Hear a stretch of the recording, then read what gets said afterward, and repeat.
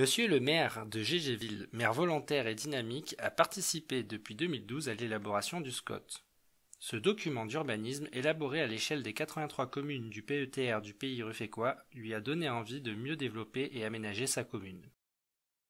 En premier lieu, le conseil municipal a décidé d'améliorer le cadre de vie de Gégéville. Aussi a-t-il fait appel à Jérôme Moreau, chargé de mission environnement au PETR, pour réfléchir à l'aménagement du bourg. Jérôme Moreau lui propose d'aménager les entrées de bourg, de végétaliser la commune et de fleurir les pieds de mur. Il lui propose même d'associer les citoyens au fleurissement de la commune.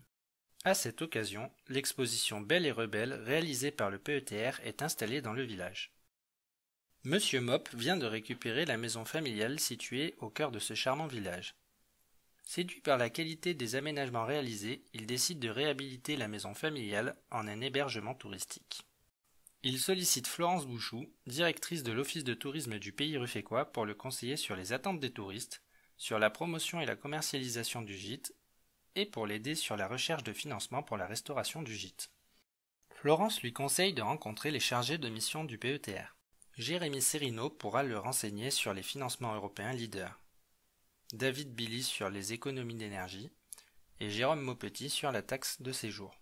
Monsieur Mop rencontre Jérémy Serino et Corinne Viette qui l'aident à monter le dossier de demande de subvention leader. Monsieur Mop est soulagé. On lui avait bien dit que les dossiers étaient complexes à monter, mais il ne pensait pas que c'était à ce point. D'autres habitants ont suivi l'exemple de Monsieur Mop. De nouveaux ménages avec enfants se sont installés dans la commune. Afin de répondre aux demandes des nouveaux habitants, le conseil municipal décide de rénover l'école primaire. Le maire contacte David Billy qui le renseigne sur les diagnostics des bâtiments publics, les travaux à effectuer et les financements possibles. David lui présente également les différentes pistes pour développer les énergies renouvelables. Emballé, le conseil municipal décide d'installer des panneaux photovoltaïques sur la toiture de l'école et de la médiathèque. Préoccupé par la santé de ses administrés, le maire de Gégéville sollicite Guillaume Queneau pour développer les services à la population. Guillaume lui propose tout d'abord de prêter aux écoles de la commune du matériel sportif. Le choix est vaste: cirque, athlétisme, badminton, gym, raquettes, etc. Guillaume lui indique qu'il peut également intervenir dans les classes afin de sensibiliser les enfants à l'ambroisie. Cette plante, dont le pollen provoque des réactions allergiques importantes, est source de nuisances pour les agriculteurs. Enfin, il lui rappelle qu'il accompagne les professionnels de santé qui souhaitent se regrouper en maison de santé. 7 ont déjà vu le jour sur le pays du Ruffécois.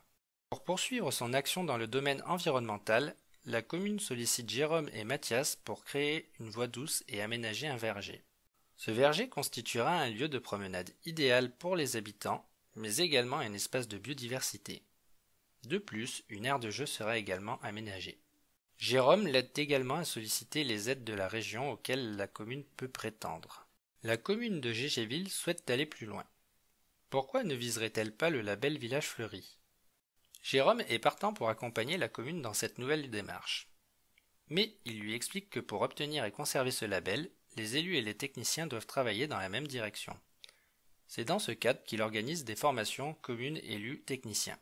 Les formations que Jérôme organise se déroulent sur plusieurs jours dans l'année et alternent temps de travail en salle et action sur le terrain. Ce sont des formations-actions qui permettent aux communes d'élaborer leur plan de gestion et aux participants d'échanger sur leurs pratiques et leur savoir-faire. Fort de cette expérience réussie qui a permis à la commune d'améliorer la gestion des espaces publics, les élus décident de renouveler ces formations avec le personnel communal.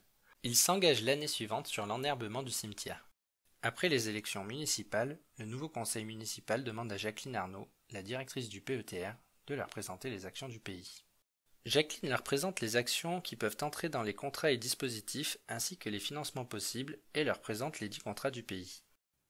La région Nouvelle-Aquitaine a conclu 5 contrats avec le pays ruffécois.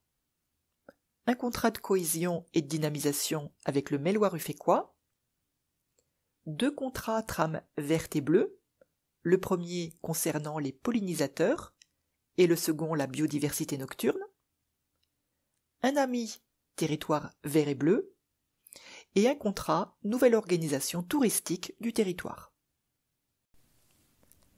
L'État a conclu également 4 contrats avec le pays ruffécois. Un contrat de ruralité, un plan de mobilité rurale, un contrat local de santé et un contrat territoire à énergie positive. Il a conclu enfin un contrat leader avec l'Europe. Jacqueline présente aussi l'équipe du PETR et les rôles de chaque chargé de mission. Alors, n'hésitez plus, sollicitez le pays pour accompagner vos communes au quotidien.